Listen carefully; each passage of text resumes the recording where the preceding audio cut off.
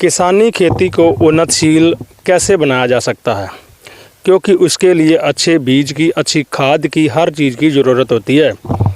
मैं आपको इस बात से अवगत कराना चाहता हूँ कि सरकार द्वारा जारी कंपनियां जो बीज का प्रोडक्शन करती हैं, बीज को बेहतर बनाकर किसानों को उपलब्ध करवाती हैं, उन कंपनियों का क्या हाल है, इसकी आपको मैं मौके पर ही वीडियो के माध्यम से सारा कुछ दिखाना चाहता हूं।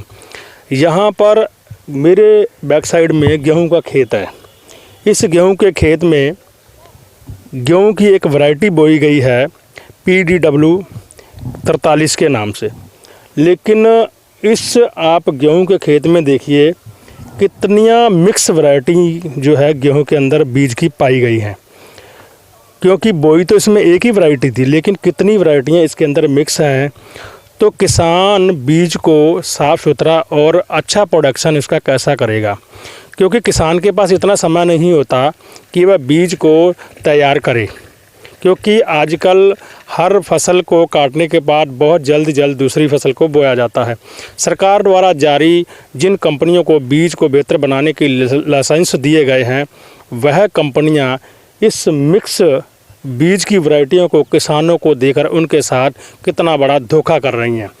मैं आपको बता दूं, जिस गेहूं के खेत को आप देख रहे हैं, इस गेहूं के खेत का जो बीज है वो काशीपुर की एक नमन सीड कंपनी है जिसने ये बीज एक किसान को दिया है। उस किसान ने इस बीज को ला करके अपने खेत में बोया और ये पीक समय पर आने पर ये पता चलता है कितनी वैरायटियाँ इसके अंदर जो है मिक्स हैं। तो मैं आपको इस बात से जागरूक भी करवाना चाहता हूँ कि मेरे साथ भी इसी तरीके से किसी बीज कंपनी ने बीज देने के मामले में धोखा किया, लेकिन मैंने उनके खिलाफ़ कार्रवाई की और जिस दूसरी कंपनी के खिलाफ़ मैंने कार्रवाई की हुई है उस पर कृषि अधिकारी उन कंपनियों के साथ कहीं ना कहीं सहानुभूति ज़रूर रखते हैं, जिससे चलते किसानों को इस कार्रवाई का न्याय नहीं मिलता। आखिर क्यों? मैंने उस पूरे मामले को CM हेल्पलाइन पर भी किया, लेकिन वहाँ से अधिकारी का फ़ोन कॉल के माध्यम से बताया गया कि हम आपके नुकसान की भरपाई तो नहीं करवा सकते, लेकिन आप उपभोक्ता फोरम में जा कर के अपने नुकसान की भरपाई भी कर सकते हैं और उनके ऊपर आप कार्रवाई भी कर सकते हैं। लेकिन सवाल यह है कि उन्होंने कहा कि आप जो बीज खरीदते समय कट्टे पर जो टैग लगे होते हैं या जिस बैग के अंदर बीज को भरा जाता है, जो किसानों को उपलब्ध कराया जाता है, और उसके साथ में GST का जो बिल होता है वो भी साथ में होनी चाहिए, तब जो है उन कंपनियों के खिलाफ़ बेहतर कार्रवाई हो सकती है।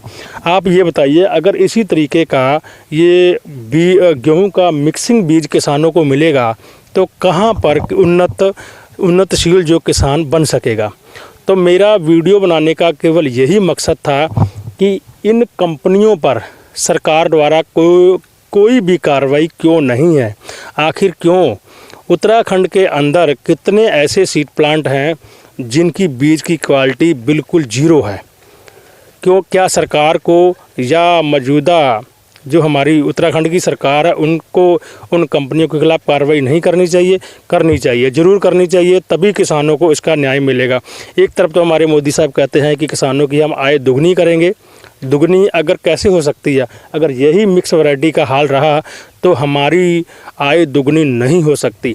और मैं आपको ये बताना चाहता हूँ, वीडियो बनाने का केवल यही मकसद था कि आप जब भी किसी कंपनी के प्रोडक्शन किए हुए बीज को खरीदें, उसका बिल, टैग और अवश्य लें।